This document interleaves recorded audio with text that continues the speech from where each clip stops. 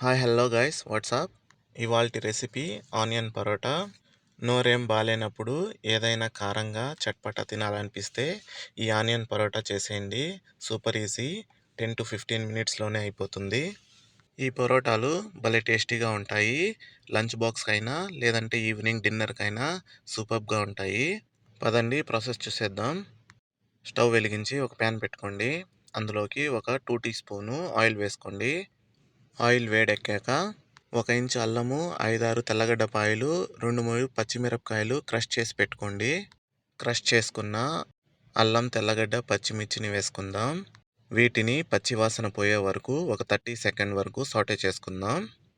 Onions పెద్ద సైజువి ఒక 3 తీసుకోండి. 30 సెకండ్స్ తర్వాత ఇందులోకి నిలువుగా కట్ చేసి పెట్టుకున్న ఆనియన్స్ని యాడ్ చేసుకుందాం. ఈ ఆనియన్స్ని ఎక్కువగా వేయించుకోవాల్సిన అవసరం లేదు. ఒక 30 సెకండ్స్ ఆనియన్స్ కొంచెం మెత్తబడితే సరిపోతుంది.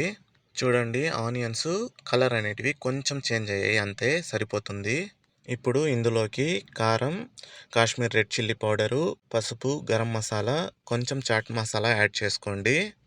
ఇవన్నీ బాగా కలుపుకొని ఇంకో 30 సెకండ్స్ కుక్ చేసుకుందాం.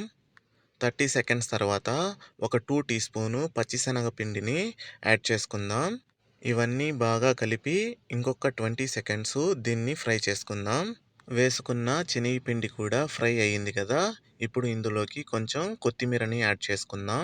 ఒకసారి వీటన్నింటిని బాగా కలుపుకొని స్టవ్ ఆఫ్ చేసేసుకుందాం. మన పరోటాల్లోకి స్టఫింగ్ రెడీ అయిపోయింది. దీన్ని తీసి పక్కన పెట్టుకొని చల్లారనిద్దాం. ఇప్పుడు పరోటాలు రెడీ చేద్దాం పదండి. పిండి కలపడం నేను చూపించలేదు, మనందరికీ తెలిసిందే కదా ఎలా కలుపుకోవాలో.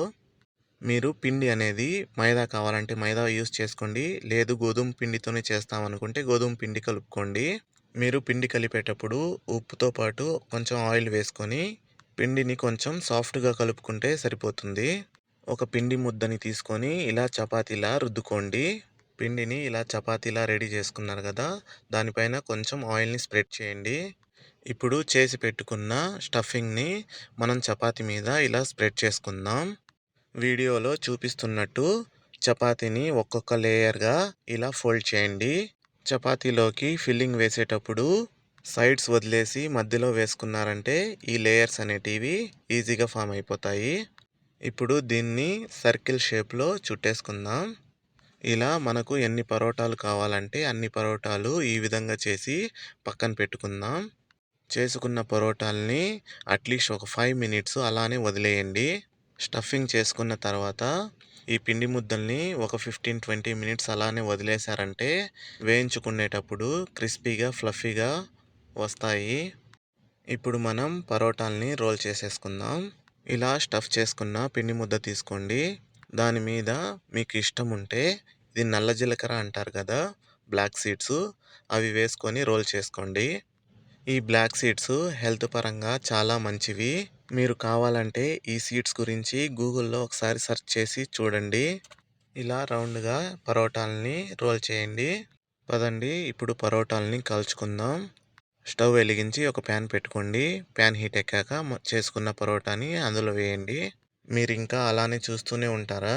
లైక్ చేసి సబ్స్క్రైబ్ చేసుకోండి ప్లీజ్. అలానే మీ ఫ్రెండ్స్ అండ్ ఫ్యామిలీకి కూడా షేర్ చేయండి. పరోటాని ఒక సైడ్ కాల్చుకున్నాక రెండో సైడ్ ఫ్లిప్ చేసుకొని ఇలా ఘీ కావాలంటే ఘీ వేసుకోండి, లేదంటే ఆయిల్ కావాలంటే ఆయిల్ వేసుకోండి. ఇలా రెండు పక్కల ఈవెన్గా కాల్చుకున్నారంటే నోట్లో వేసుకుంటే ఆహా అనిపించే మన ఆనియన్ పరోటా అయితే రెడీ అయిపోయింది. ఈ ఆనియన్ పరోటా టేస్ట్ భలే సూపర్గా అయితే ఉంటుంది. దీనిపైన ఇంకొంచెం బటర్ వేసుకొని తింటే కారం కారంగా అక్కడక్కడ ఆనియన్స్ తగులుతూ భలే ఉంటుంది. తప్పకుండా ట్రై చేయండి. ఈ పరోటాలు మీరు చేయడం స్టార్ట్ చేశారంటే మీరు ఒక పక్క చేస్తూనే ఉంటారు, ఒక పక్క తినేవాళ్ళు తినేస్తూనే ఉంటారు. అంత బ్రహ్మాండంగా ఉంటాయి ఈ ఆనియన్ పరోటా. ట్రై చేసి ఎలా వచ్చిందో పక్కా కామెంట్ చేయండి. చూసి అలా వెళ్ళిపోకండి.